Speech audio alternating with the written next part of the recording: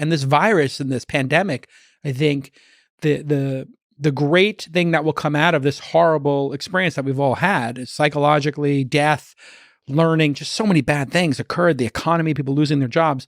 But we also got to see the human spirit with these mRNA vaccines and just how if we took out some of the regulation and people were super motivated, we might actually be able to eliminate all pandemics from ever happening again. And before that, Bill Gates was banging his fist and Jeff Skoll was doing the movie Contagion. I mean, for 2 decades, people have been banging their fists. We have to be prepared for this. Yes. And everybody's like, yeah, whatever, YOLO. It's not going to happen. And now it's happened. And people are like, we need to be able to destroy every, pandemic and virus before it happens. And listen, you know a lot more about science than I do. But these mRNA has been around for a while. Mm-hmm. We've just never gotten aggressive about doing it. And then you think about challenge trials.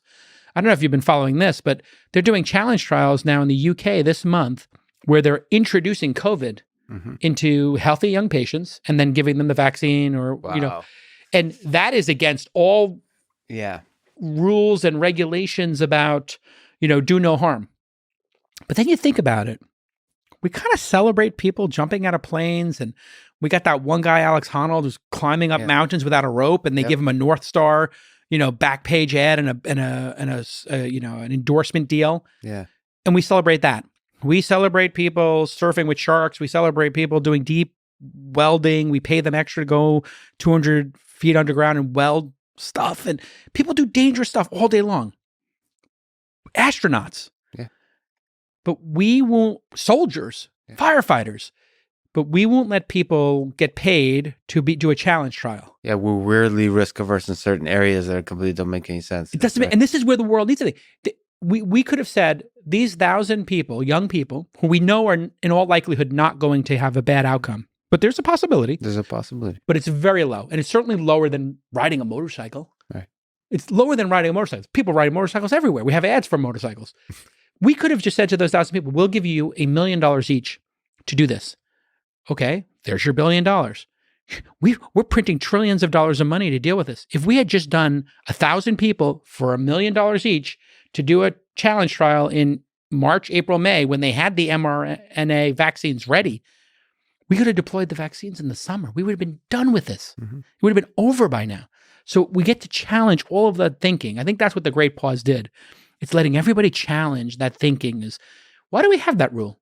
Mm-hmm. Okay, yeah, we don't want to have people, give up their organs for money. Like we obviously understand, but there's a reasonable discussion about, well, maybe there's a level of risk in a global pandemic. I mean, we fought the Nazis, right? Mm-hmm. We defeated the Nazis. That took a lot of deaths to do that, but we had to kill that evil.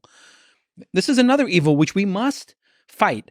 And it's going to it's already resulting in thousands of people dying a day, but we could have actually stopped it earlier if we just had a reasonable discussion. This is why podcasting, as I respect what you do, and this is why intelligent people are so drawn to podcasts, because you and I can expand on this and not cancel each other over this very suggestion. When I make this suggestion that are challenge trials reasonable or not, if I were to do that on Twitter, they'd be like, oh, Calacanis wants to give poor people coronavirus in order to save rich people. It's like, no, I didn't say that. But you and I could have a reasonable discussion about, are challenge trials something we should consider in a acute situation where millions of people are going to lose their lives?